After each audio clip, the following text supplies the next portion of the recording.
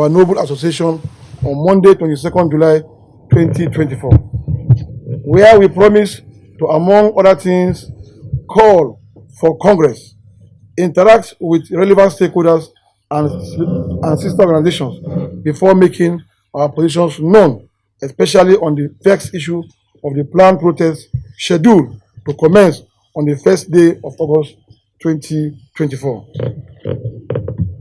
We would like to say straight away that we empathize with our fellow compatriots, especially in the seemingly difficult moments in our nation's history.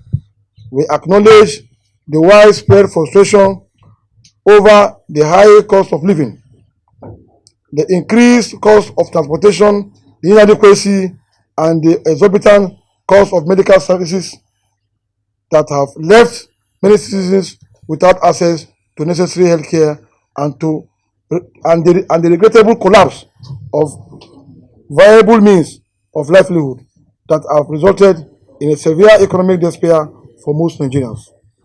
We have considered the above situations in the country. We agree that the right to protest remains an inalienable right of every citizen, especially the right of peaceful protest as ultimately enshrined in our Constitution. But again, it only appeals to reasoning that the present federal government, having just spent 1 year in office, is certainly not sufficient time scale to either measure or process their capabilities, taking into cognizance the numerous efforts and programs of the new government geared towards eradicating the numerous efforts and programs of the new government,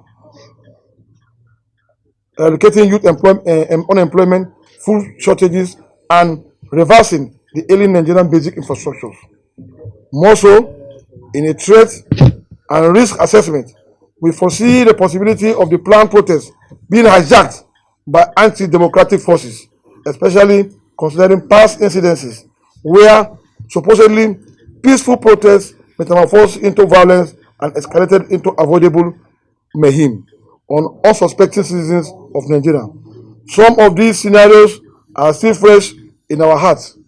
We recall vividly how during this unrest, several lives and properties were lost. Businesses, banks, branches, and ATM points vandalized and carted away, with major avenues blocked for several days on end, causing unbearable hardship on our people. This is not what we want now as a country. While we acknowledge the positive steps by the new government, we urge President Bola Ahmed Tinubu to double his efforts in delivering good governance. The challenges facing our nation are enormous, and the expectations of Nigerians are high. It is imperative that the government hasten efforts, especially in what they are currently doing in the areas of economic prosperity, job creation, and security, so as to quickly alleviate the sufferings of Nigerians. We understand that good governance is not only about formulating policies, but also about their effective and transparent implementation. The government must ensure that these policies translate into tangible benefits for all citizens, especially alleviating the hardship faced by many and fostering a more inclusive and prosperous economy. The former NANS Leaders Forum remains steadfast in our commitment to contributing our own quota in this seemingly trying moment towards the realization of Mr. President's overall governance goals for the country. We are ready to collaborate with the government, civil society, and all stakeholders to ensure that the dividends of democracy reach every corner of our nation. We shall avail the federal government our spread experience, dedication, and positioning to uniquely resolve this impasses and serve as a bridge between the government and the people. Having interacted and consulted wide spectrum of major stakeholders, congresses, and sister organizations, our position is that one, the right to protest remains an inalienable right of every citizen, especially the right to peaceful protest as ultimately enshrined in our constitution. The federal government must endeavor to protect the lives and rights of every protester. And in turn, as a mark of patriotism, no protester must be allowed to infringe on the rights of other Nigerians who are not in support of their protest and must take responsibility to deter from wanton destruction of public properties.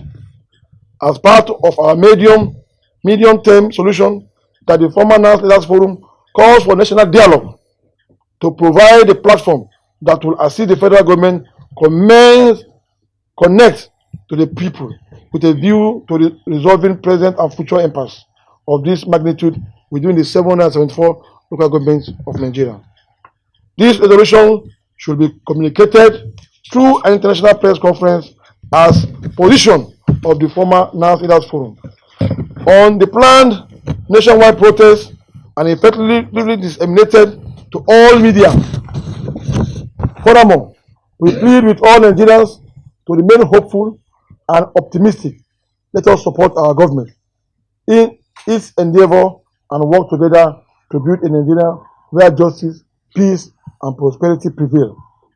The road ahead may be challenging, but the unity and perseverance we can achieve the Nigerian of our dreams. They giving Dangote refinery fuel now. By August ending, the price of fuel will naturally fall because we are no longer taking dollar outside to go and import any longer. I know that Dangote refinery can solve the local problem now. And two, the government is considering other things by giving local government autonomy and other area that is handling now to make life soft for people. What we are saying that Nigeria should please help us endure for some time. It will pick up. These things will pick up very soon. With Nigerians, it is what they want. If the government have not seen or heard, by negotiation or coming to round table, they will understand what the people means. And I don't think there is anything wrong with the people having access to their own government to negotiate, dialogue, and fine-tune a progress for our nation.